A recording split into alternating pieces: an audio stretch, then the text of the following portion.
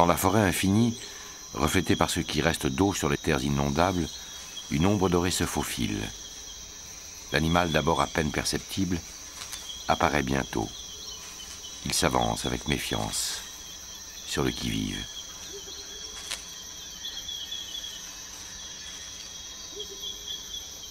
Khan, le puma, s'arrête près d'un arbre mort.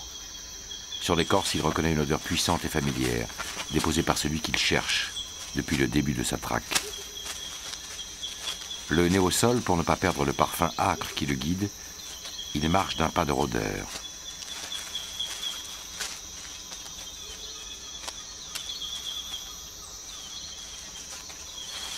Khan chemine depuis un long moment dans l'air moite et suffocant. Il s'arrête et s'allonge pour reprendre des forces.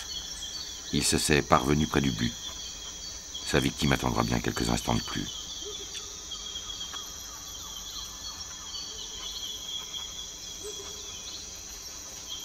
Soudain, il entend un bruit. L'ennemi est là, tout près, qui risque de prendre l'avantage. Khan bondit. Il se jette sur un second puma, son frère, Kawil.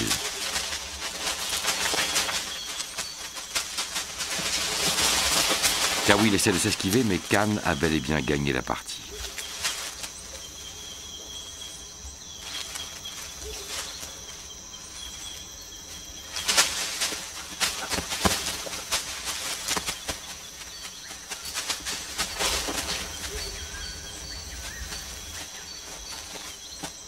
Les deux frères continuent de jouer pour le plaisir et pour libérer leur énergie.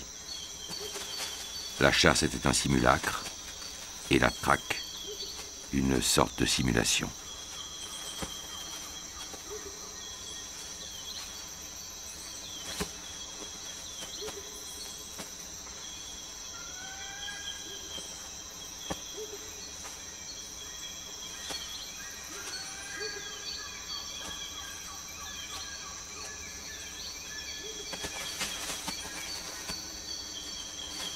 Feignant la lassitude, Khan s'éloigne de Kawil qui voudrait lutter encore.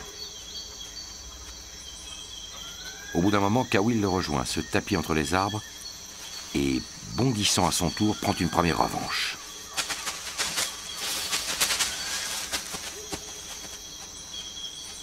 Le jeu pourrait se poursuivre ainsi pendant des heures, chacun d'eux prenant alternativement l'avantage sur l'autre.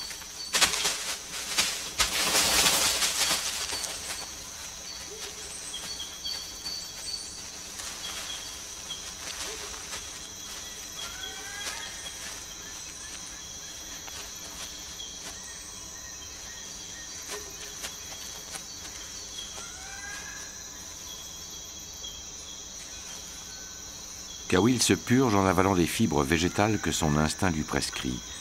Elles favoriseront le transit digestif et l'évacuation des excréments. Khan observe la scène et sournoisement avance à pas mesurés.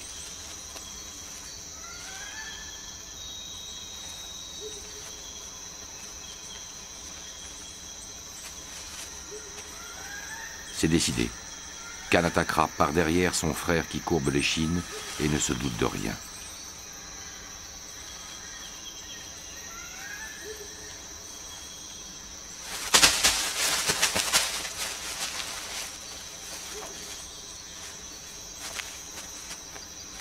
Le choc, trop facilement amorti par Kawil, marque la fin du jeu, la dernière algarade.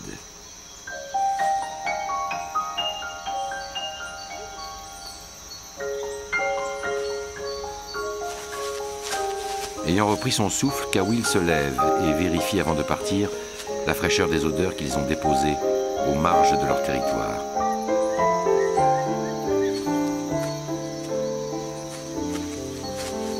Puis il va rejoindre Khan, le frère exubérant qui se repose enfin.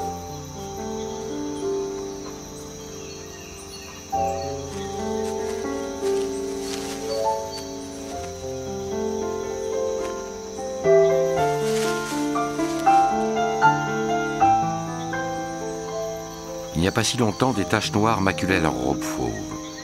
C'était le signe de l'enfance. Depuis, l'adolescence a délavé les taches et le temps d'être adulte est arrivé ensuite. Pourtant, les deux pumas ne se sont pas quittés. Pas encore. Mais pour cela aussi, le temps viendra.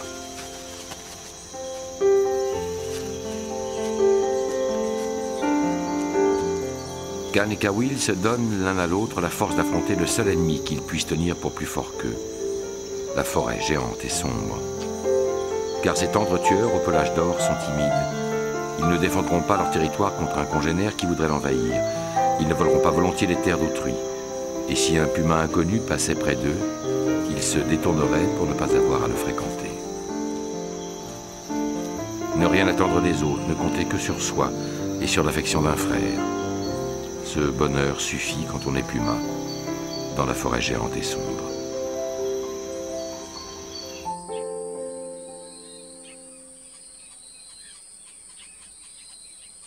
La saison sèche commence à s'installer au sud du bassin amazonien. Les marécages du Pantanal se transforment peu à peu en une savane africaine, piquée d'arbustes et de buissons. Ça et là, une flaque demeure, vestige des temps d'inondation.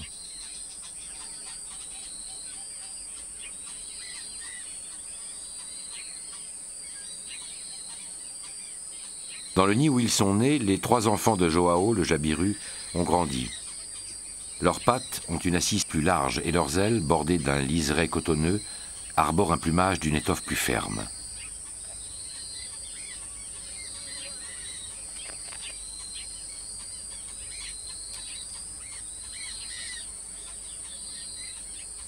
Sur leurs têtes, comme neige qui fond, le duvet blanc disparaît, tandis que leurs cous se gonflent et se plissent, comme ils sied à des oisillons en pleine croissance.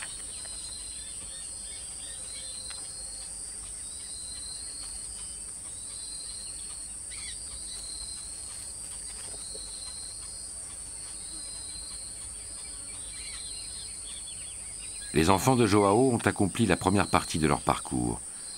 La vie semble leur donner la permission de vivre, au moins un peu plus longtemps.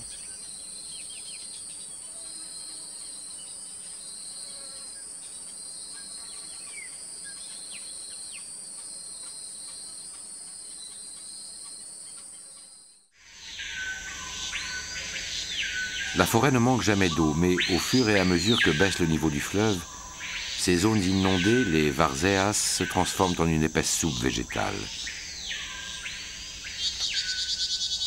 Un drame presque invisible est en train de s'accomplir dans le micro-monde des insectes de sous-bois.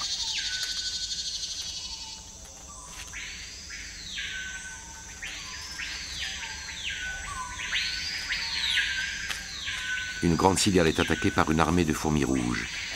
Harcelée, mordue, piquée de toutes parts, paralysée par le venin des agresseurs, elle chancelle et s'accroche de toutes ses forces à la feuille qui semble la retenir à la vie. Mais les fourmis sont plus fortes et la cigale tombe. Quelle résistance pourrait-elle opposer à un agresseur sans nombre qui s'infiltre dans les moindres plis de son corps?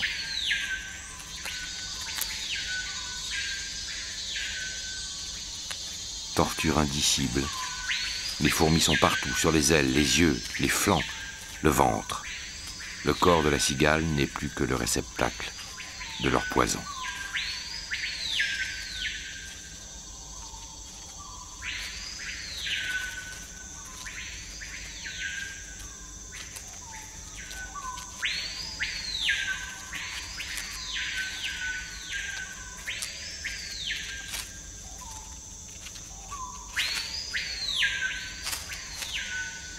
Les fourmis maintiennent à présent la cigale sur le dos et la réduisent à l'impuissance.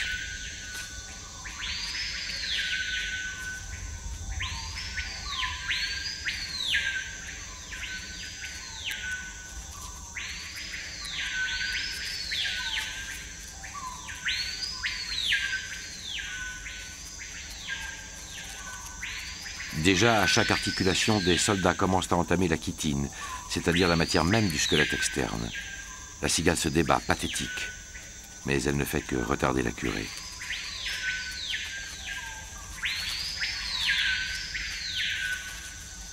Non loin de là, un autre bataillon transporte une araignée morte.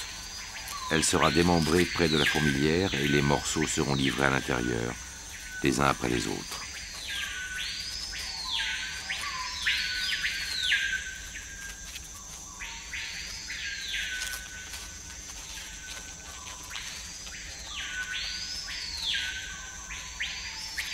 Comme vu à travers un vitrail, le convoi passe sous l'aile de la cigale, agonisante.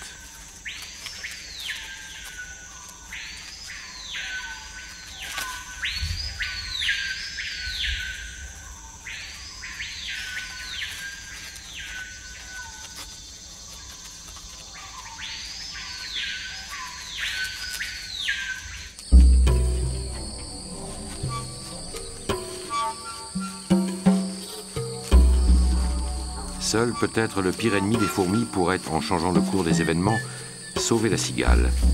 Le grand fourmilier, aussi appelé tamanoir, cherche sa nourriture. Il peut marcher de la sorte pendant des kilomètres, le nez pointé vers le sol, jusqu'à ce que son odorat lui signale une fourmilière ou une termitière abondamment peuplée. Son museau est conique et démesurément allongé. Pourtant, aucune dent ne pousse sur ses mâchoires. L'animal appartient à l'ordre des édentés. En fait, ce nez et cette bouche forment ensemble une formidable machine de guerre contre les fourmis. Le fourmilier a flairé une piste.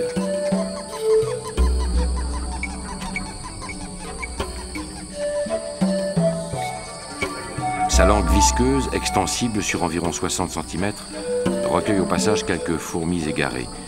Mais l'abondance est ailleurs.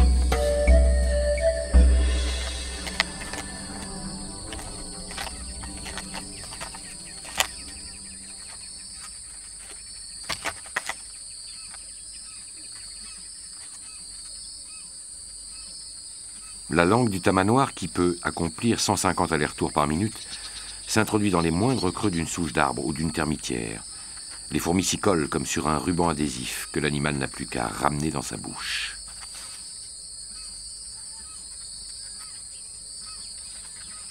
Méthodiquement, goulûment, le tamanoir ingurgite les insectes qui passent à sa portée. Il peut ainsi avaler en une seule journée près de 15 000 fourmis.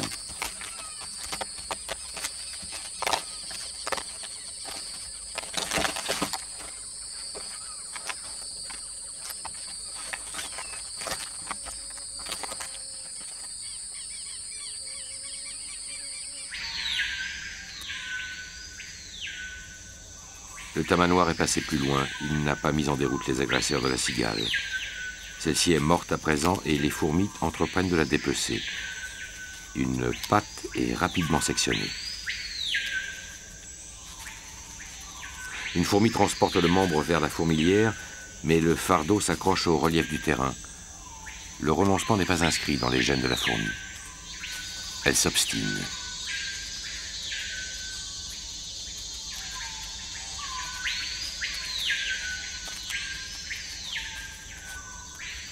Chez les fourmis, toute la vie repose sur la solidarité, comme si la colonie formait un être global et composite, doté de sa propre autonomie. Une seconde fourmi vient donc à la rescousse de la première. On s'active autour du membre, trop encombrant. Il faudra bien malgré tout renoncer à le récupérer.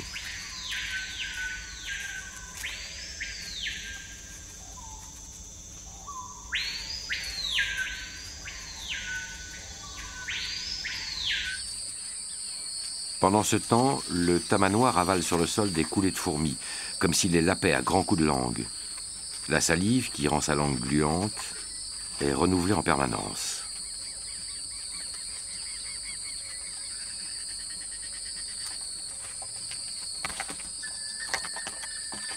Le tamanoir est équipé de puissantes griffes, longues d'une dizaine de centimètres, dont il se sert pour creuser des tranchées dans le sol ou les souches d'arbres, ou pour éventrer les fourmilières. Pour les garder acérés, il marche sur les articulations de ses doigts, gardant ces derniers repliés vers l'intérieur. C'est ce qui lui donne une démarche lente et gauche.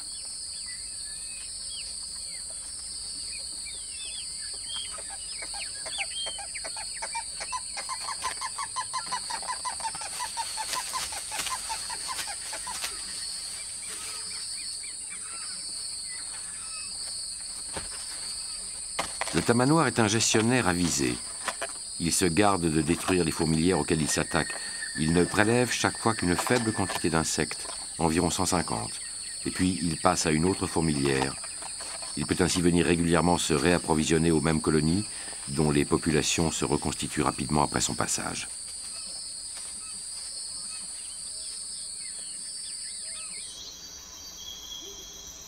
On dit que les esprits de la forêt font le compte de toutes les vies prises et de toutes les vies données.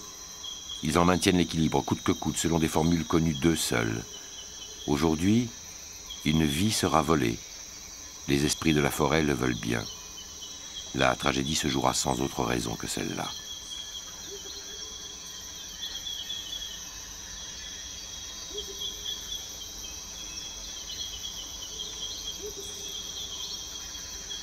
Comme elle le fait tous les 7 ou 8 jours, Luana est descendue sur le sol pour déposer ses excréments au pied d'un arbre.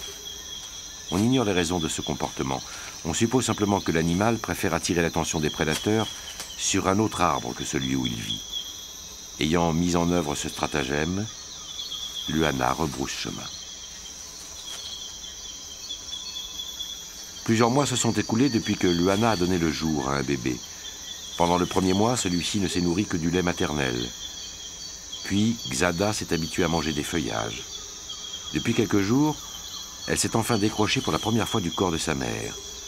Pour elle, petit paresseux précoce, l'âge des premières tentatives d'autonomie est déjà arrivé.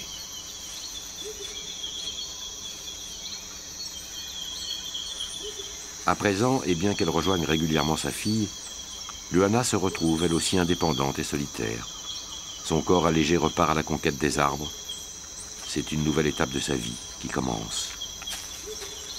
Non loin de là, Khan le puma parcourt la forêt, seul, sans son frère Kawil.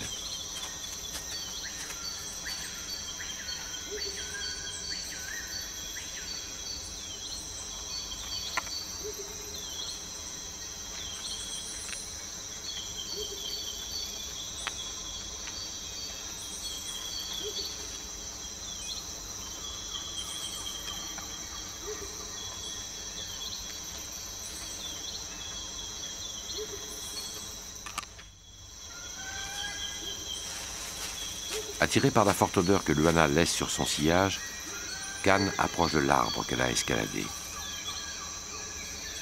Luana, déjà parvenue aux premières branches, continue son ascension.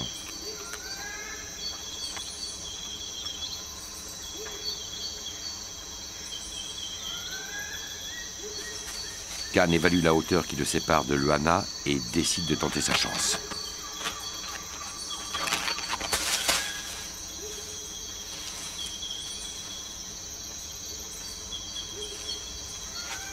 Khan a échoué. Luana poursuit sa route verticale.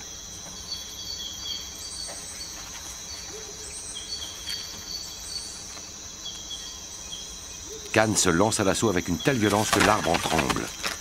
Luana se retient de justesse.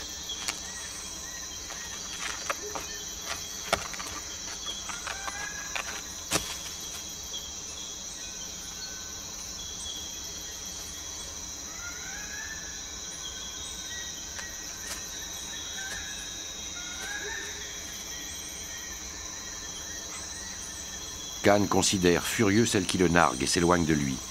Il ne peut accepter la défaite. Pour la 3e fois, il va s'élancer vers Luana.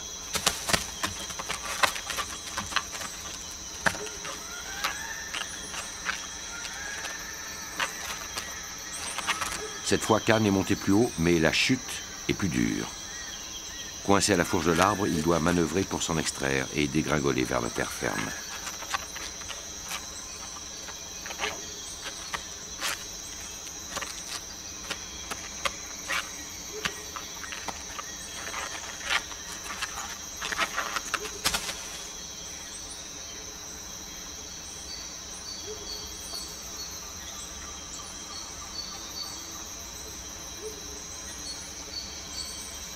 Comme s'il rendait ses griffes responsables de ses revers, Khan se met soudain à les exercer avec violence sur un arbre mort.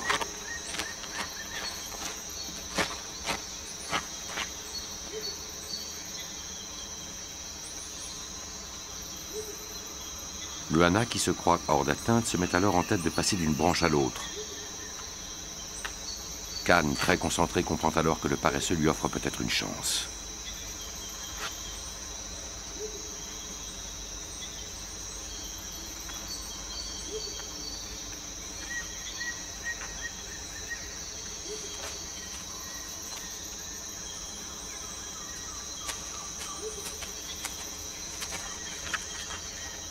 Il s'exerce encore.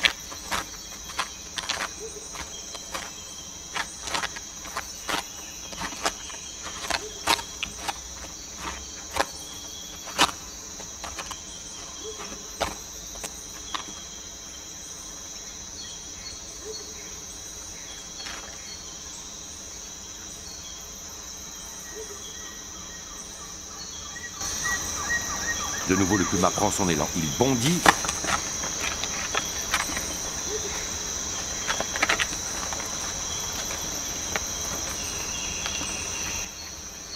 Et de nouveau, il culbute.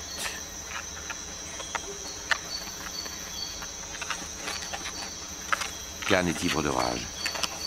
Il ne remontera cet arbre que pour tuer, dit-il s'il le fallait grimper jusqu'au ciel.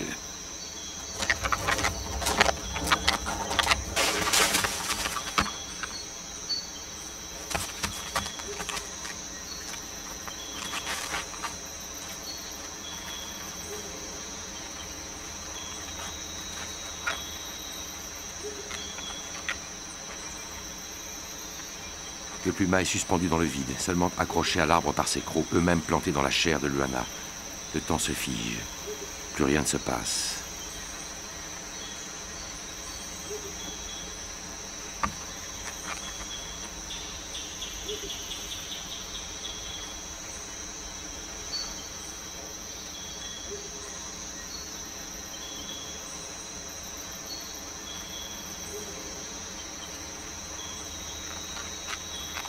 Khan décide que ce combat immobile a assez duré.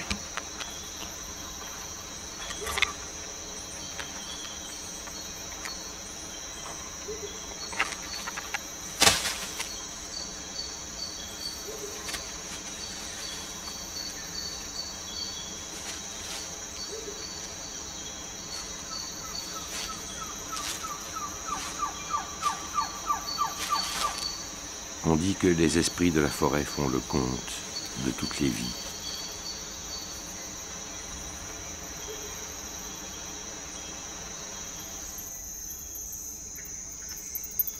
Il arrive que les créatures des cimes s'aventurent au sol.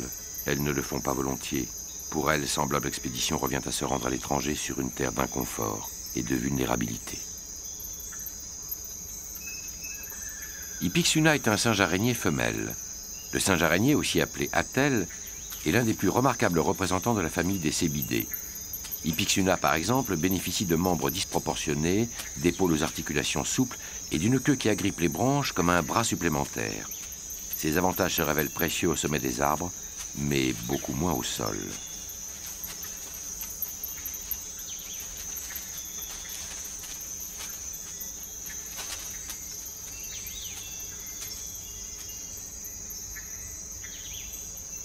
Ipixuna a repéré un fruit qui flotte sur la rivière. Avec des minauderies de baigneurs qui craignent de trop se mouiller, elle décide d'attraper le fruit qu'on appelle Inga.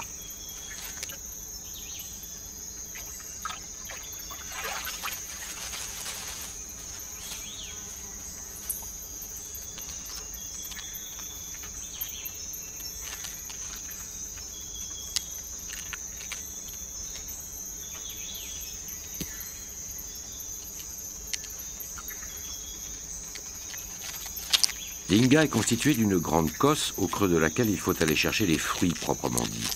Leur goût riche et sucré justifie le travail à accomplir.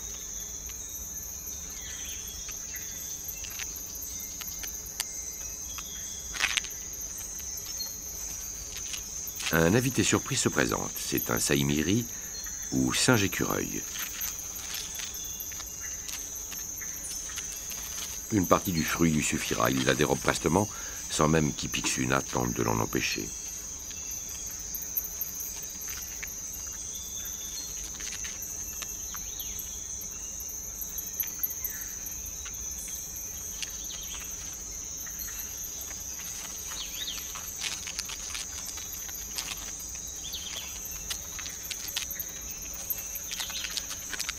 La queue préhensile du singe araignée peut saisir et, si l'on peut dire, manipuler des objets, ce qui libère les membres pour la marche à quatre pattes.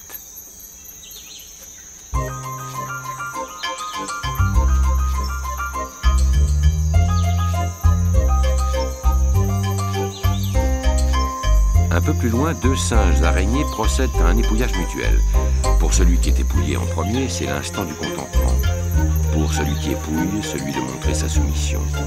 Et pour les deux, un bon moyen de combattre les démangeaisons. Bien sûr, il peut arriver que l'épouilleur de service, négligeant son partenaire, s'occupe aussi de sa propre toilette.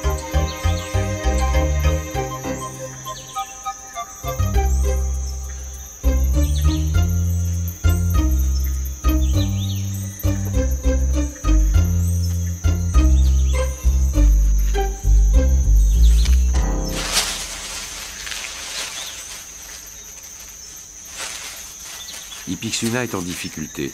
Sobram, un autre singe araignée, convoite sa cosse d'Inga.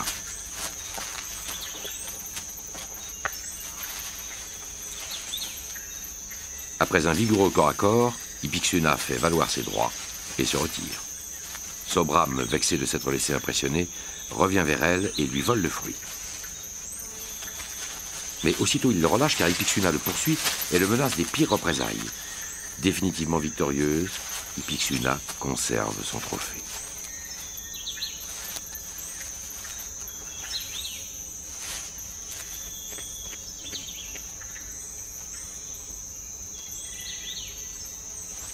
Sobram décide alors de se défouler en persécutant Gregorio, un troisième larron.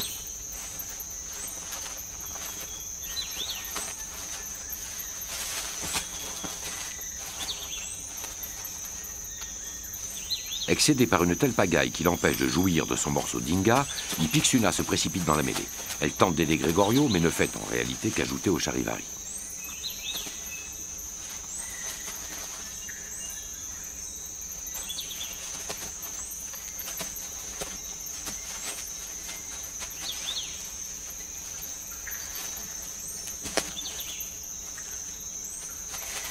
La bagarre dégénère. Chacun frappe chacun, nul ne sait plus où ses coups se perdent. C'est un tourbillon noir, une mêlée pelucheuse et désordonnée.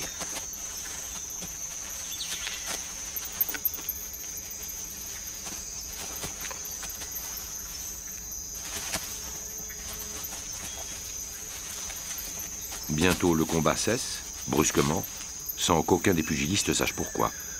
Gregorio, atteint d'une maladie des yeux, reste seul sur le terrain. Mais soudain, Sobram revient vers lui, le malmène et le mord violemment à plusieurs reprises. Gregorio le sait déjà, le monde sauvage n'est pas doux envers ceux que la nature a diminués.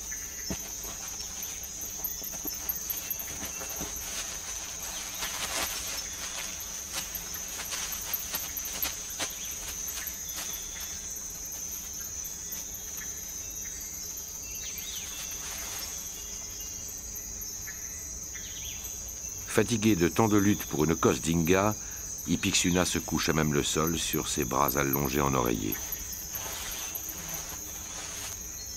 La terre est dure.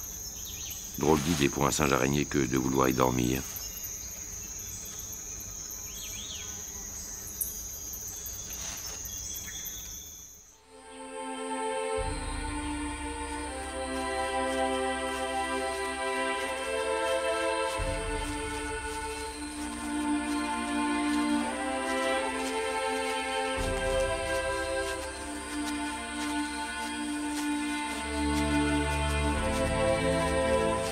Quand elle porte son bébé sur son dos, la femelle du tamanoir devient un animal gigogne.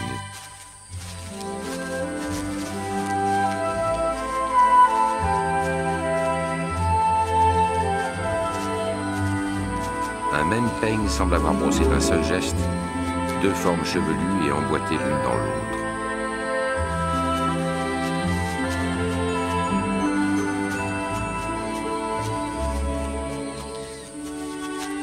Pour que l'existence du bébé n'apparaisse pas aux prédateurs, la nature a posé des dessins sur son pelage, dans l'exact prolongement de ceux de sa mère. Aux yeux d'un jaguar, ce petit serait invisible, sans forme ni couleur.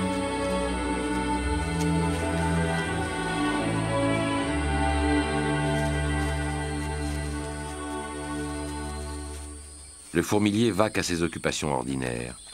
Le bébé qui vient au monde sans frère ni sœur est né au terme de 6 mois et demi de gestation. Il tette encore sa mère, mais pourra, dans quelques semaines, faire de brèves escapades sur le sol ferme. Il ne quittera vraiment le cocon du pelage maternel qu'au bout de 2 ans. Alors, mais alors seulement, il partira lui aussi à l'assaut des fourmilières.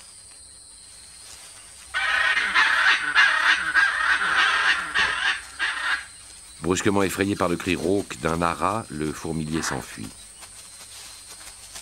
Le perroquet le poursuit de ses imprécations. Les secousses de la fuite ont fait tomber le bébé qui traîne, comme un naufragé accroché à un filin dans le sillage de sa mère.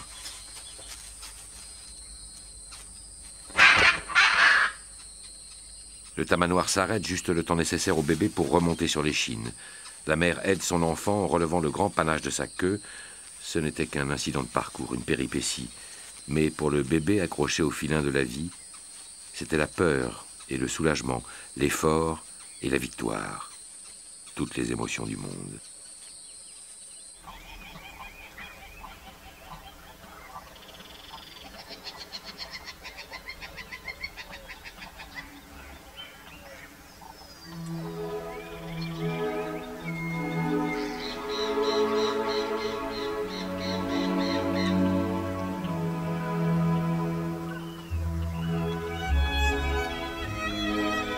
Dans les eaux que le fleuve a bien voulu laisser derrière lui en se retirant des forêts inondées, le plus majestueux poisson de l'Amazone se faufile entre des reflets d'arbres.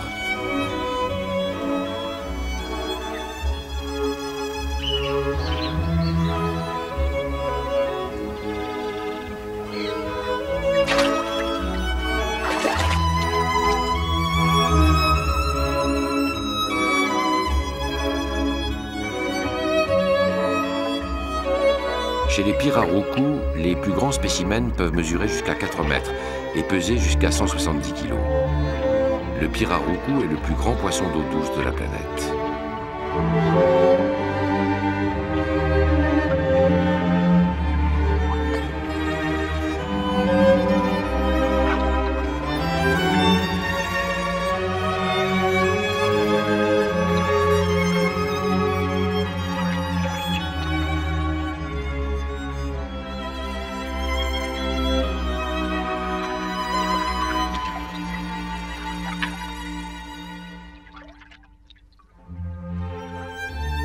Mais aujourd'hui, dans ces chenaux trop peu profonds pour lui, le piraroucou se sent comme un géant déchu.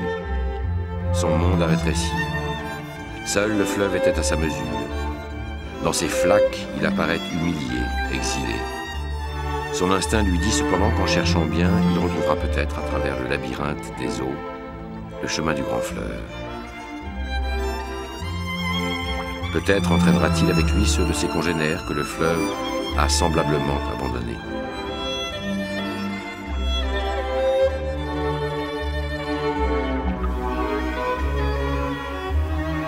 Et puis, comme un défi jeté au fleuve, et comme pour lui montrer qu'il peut, pour quelques instants, se passer de lui, le piraroucou viendra respirer à la surface et remplir ce poumon que les autres poissons ne possèdent pas.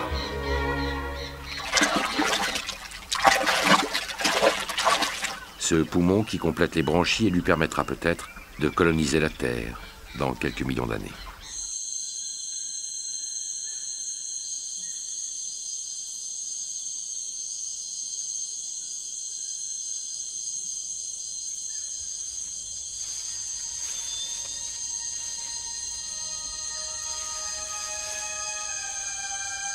Xada est orpheline et les cris caractéristiques par lesquels elle appelle sa mère n'y pourront rien changer.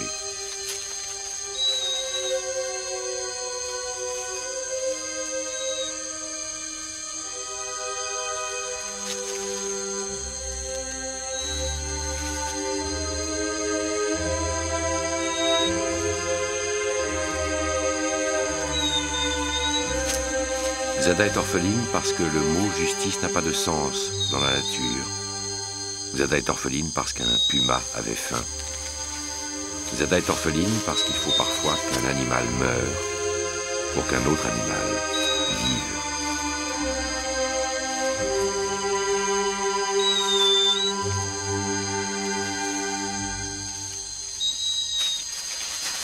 Malhabile sur le sol comme l'était sa mère, Xada devra affronter seule cette forêt dont la démesure l'enveloppe comme un infini.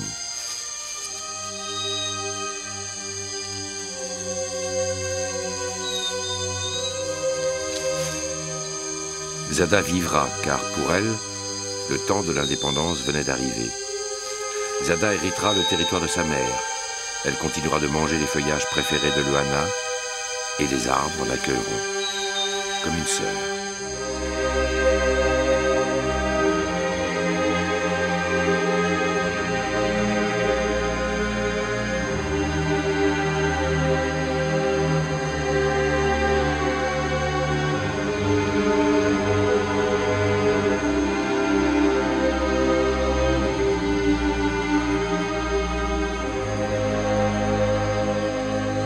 Mais pour l'instant, Xada n'a au creux du ventre qu'une immense détresse qui la déchire.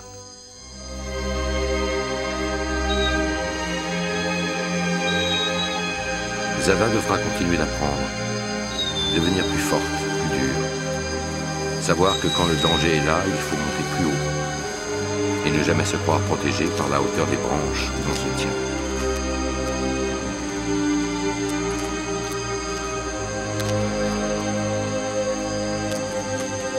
Elle saura de mieux en mieux choisir son arbre.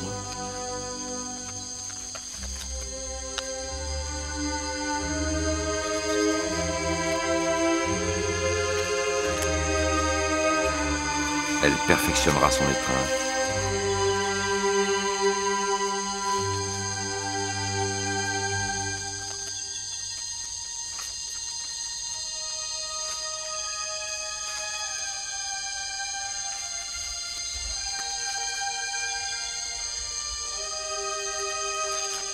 Et bientôt sa plainte se taira.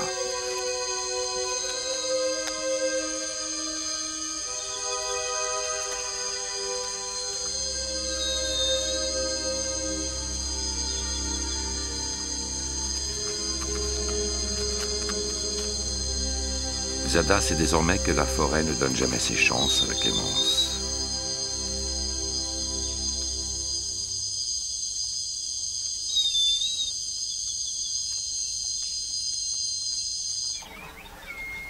Dans quelques semaines, les eaux atteindront leur niveau le plus bas de l'année. Accélérer leur flux et reflux donnerait l'impression d'une palpitation. Peu à peu, l'eau, véritable émulsion de matière organique, s'évapore. Ce qu'il en reste s'épaissit et se transforme en boue. Bientôt, ce processus ne laissera sur le sol qu'un dépôt limoneux qui le fertilisera jusqu'aux prochaines inondations.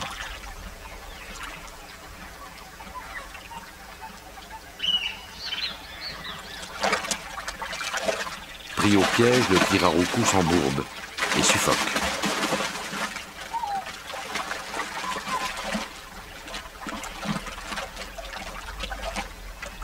Il était l'égal du fleuve et le voilà réduit à l'impotence. Il dévorait des piranhas et le voilà affamé. Il était libre et le voilà prisonnier.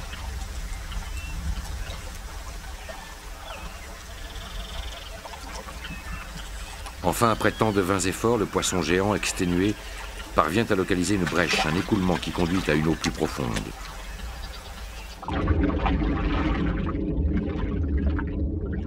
De là, après un long périple, il parviendra peut-être à rejoindre le lit du fleuve ou d'un de ses affluents.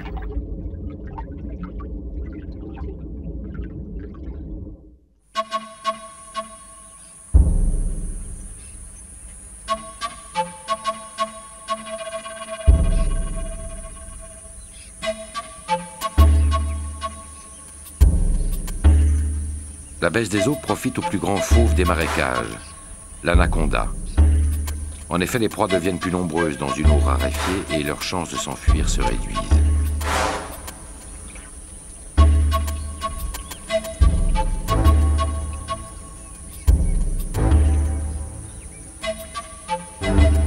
L'anaconda a capturé un reptile de couleur jaune. La proie est déjà inconsciente. Elle sera tuée par étouffement. L'anaconda, serpent dit constricteur, s'enroulera méthodiquement autour de son corps jusqu'à ce que la victime meure.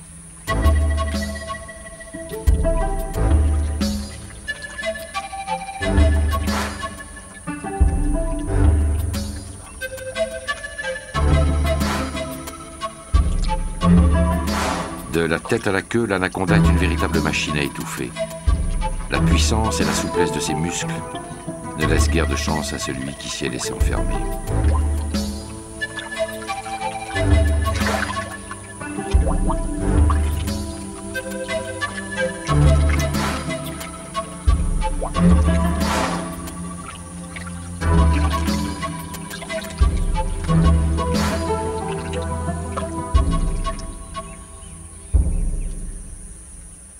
Un petit orifice de forme carrée s'ouvre au-dessus de la lèvre de l'anaconda. Il lui permet de détecter toute source d'énergie thermique située à proximité. Grâce à cet organe, ainsi qu'à son odorat et à sa capacité de percevoir les vibrations du sol, l'anaconda est un chasseur redoutable.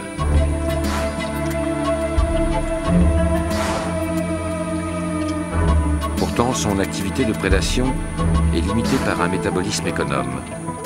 Après avoir mangé une proie, l'anaconda peut jeûner plusieurs semaines.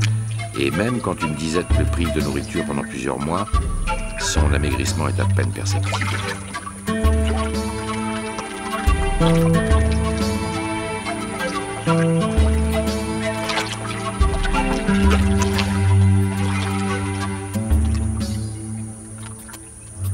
L'anaconda s'enroule d'abord plusieurs fois autour de sa proie. Puis, il contracte ses anneaux, provoquant l'arrêt des fonctions respiratoires de la victime et l'éclatement des principaux vaisseaux de son corps. L'ensemble du processus est long.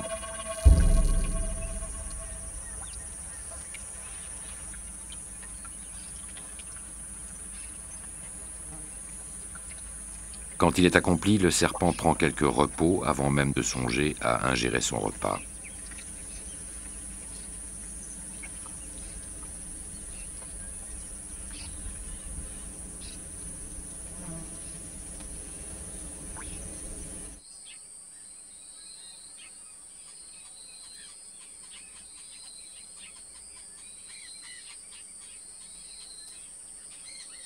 Joao le jabiru avait un nid, une compagne et 3 enfants.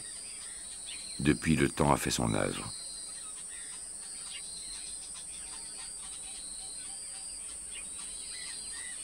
Les jambes de l'oisillon se sont allongées. Il pourra bientôt arpenter les marais sans mouiller son plumage. De fortes plumes ont remplacé ce qui restait de duvet. Enfin, le cou est glabre, comme il sied à la plus grande cigogne des zones humides.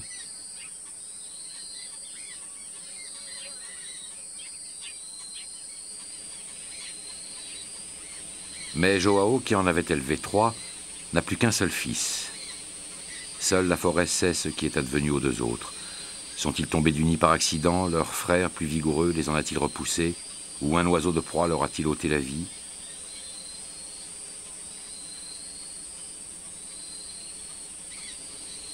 Il ne reste plus d'eux qu'un peu de cornes et quelques plumes posées au sol.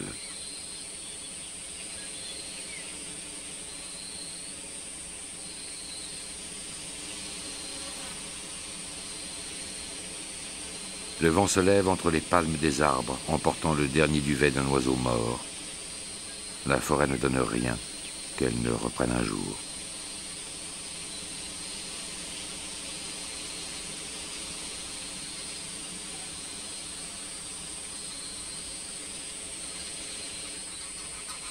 Le vent qui souffle conduit parfois les vivants à mener de dérisoires combats. Une plume coincée au bout du bec qui s'agite dans un souffle d'air. Voilà de quoi rendre fou le jabiru le plus sain d'esprit.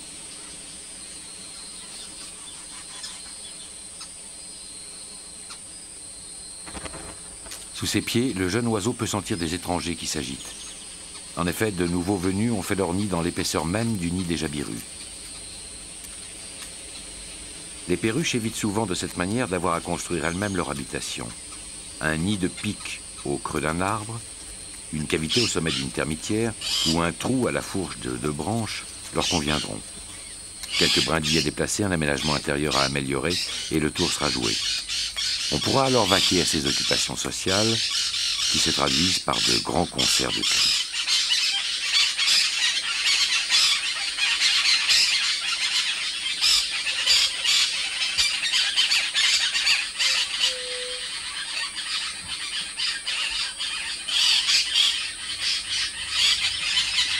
Le bec des perruches constitue un outil perfectionné. La partie supérieure est recourbée vers le bas et l'inférieure vers le haut. Ensemble, elles forment une pince efficace. L'élément supérieur est en outre articulé à la jonction du crâne, ce qui lui donne à la fois plus de souplesse et plus de force. L'oiseau peut ainsi se servir de son bec, aussi bien pour les travaux de construction les plus durs que pour les plus délicats.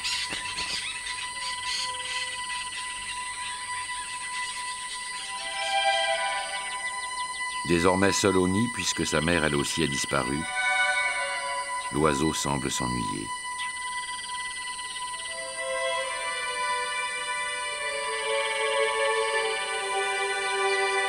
Mais bientôt, dans la solitude de la plaine asséchée, Joao revient enfin vers ce qui reste de sa famille.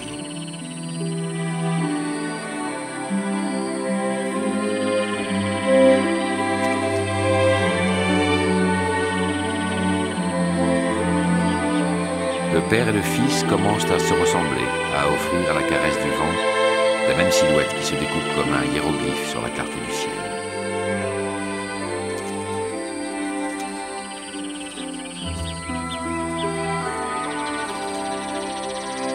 Presque machinalement, Joao procède à quelques travaux d'entretien sur le grand nid qui, naguère, attira une femelle et lui permit de fonder une famille. Son fils retouche un enchevêtrement de brindilles.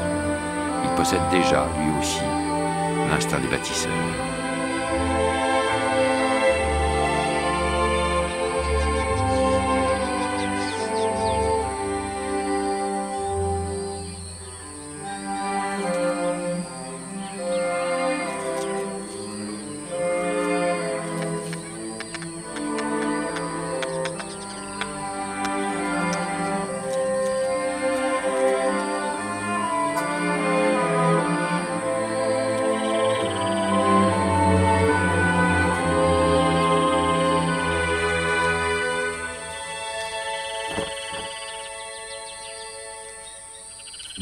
Après quelques instants de repos, Joao et son fils améliorent encore l'ouvrage.